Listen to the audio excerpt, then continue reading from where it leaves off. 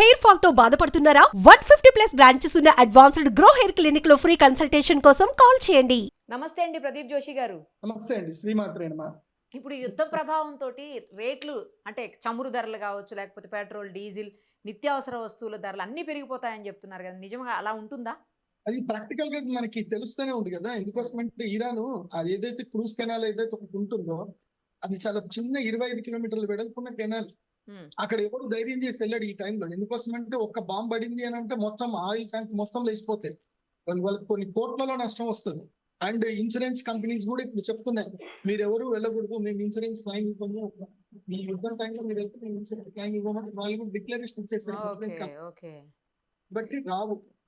దాంతో ఏం జరుగుతుంది, మీరు కరెక్ట్ గా ప్లాన్ చూసుకోండి. ఇది బటర్ఫ్లై థియరీ అంటారు. హ్మ్. ఇప్పుడు ఏం జరుగుతుంది, క్రూడ్ ఆయిల్ రేట్స్ అన్ని పెరిగిపోతాయి. అవును. క్రూడ్ రేట్స్ పెరిగాయి అనుకోండి, ఆటోమేటిక్ అందరూ కూడా ఈవీకి ట్రాన్స్ఫర్ అయిపోతారు. ఈవీ వెహికల్స్ కొందామని చూస్తారు. సో ఈవీ వెహికల్ కొంటున్నారు అంటే ఈవీ దేనితో నడుస్తుంది అంటే సిల్వర్ తోటి నడుస్తుంది.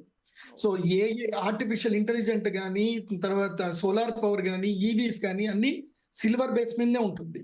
సో ఈవీ ప్రైజెస్ పెరిగిపోతాయి, సిల్వర్ ప్రైస్ పెరుగుతుంది, ఈవీ కాస్ట్లు పెరిగిపోతాయి. సో దీంతో ఏంటంటే ప్రపంచము ప్రత్యామ్నాయ ఇంధనం వైపు వెళ్లే అవకాశాలు ఉంటాయి. అప్పుడు హైడ్రోజన్ ఇంధనమైనా ఏర్పడుతుంది, లేదంటే ఇప్పుడు ఈవీ వైపు అయినా అందరూ మొగ్గు చూపిస్తారు.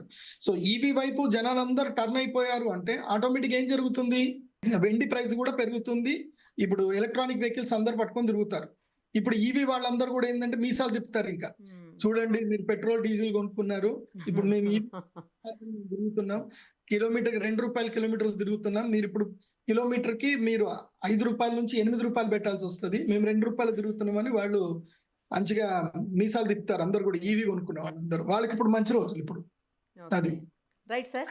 మీరన్నట్లు ఇండియా ఎప్పటికీ కూడా బ్రైటన్ గానే ఉండాలని చెప్పేసి మనస్ఫూర్తిగా కోరుకుంటున్నాం. మీలాంటి దానిలో నేను కూడా ఒకదాన్ని. Thank you sir. Thank you so much. యుద్ధం అయితే ఆగాలని ఆకాంక్షిద్దాం. ఎందుకంటే దాని ప్రభావం అన్ని దేశాల మీద, ఈవెన్ మన దేశం మీద కూడా పడుతుంది కాబట్టి ఏదో ఒక రకంగా.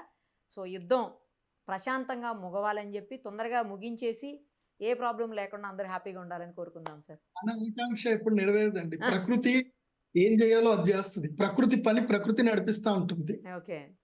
కాకపోతే ఆ దాంట్లో విపత్తులో కొన్ని ప్రాణాలు పోతున్నాయి. నిన్న కూడా చాలా అది బాధ అనిపిస్తుంది కదా.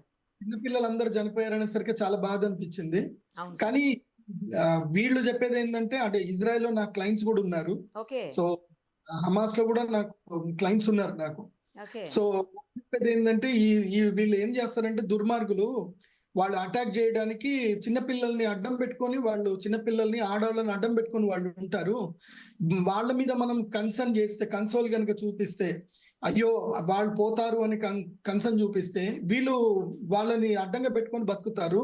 ఓకే. ఇప్పుడు మునుపటి కాలంలో మనము యుద్ధాలు కనుక చూస్తే, మనకి పూర్వకాలం యుద్ధం ఎట్లా అయ్యేది, ఆవులని ముందు పెట్టుకొని యుద్ధానికి వచ్చేవాళ్ళు మన హిందువులు యుద్ధం చేయడానికి.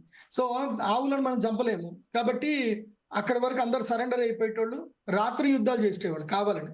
మన ధర్మంలో ఏంటంటే రాత్రి యుద్ధాలు లేవు, చేయొద్దు. ఆవులను చంపకూడదు, స్త్రీలను చంపకూడదు. ఇప్పుడు ఆ బాహుబలి మూవీలో మీరు తీసుకున్నది విజయేంద్ర ప్రసాద్ గారు ఎక్కడి నుంచో కాదు, మన చరిత్ర నుంచే తీసుకున్నారు. ఓకే. ఆడవాళ్ళు మామూలు ప్రజల్ని ముందు పెట్టేసి వెనక్కించి యుద్ధం చేసే ప్రయత్నం చేస్తారు.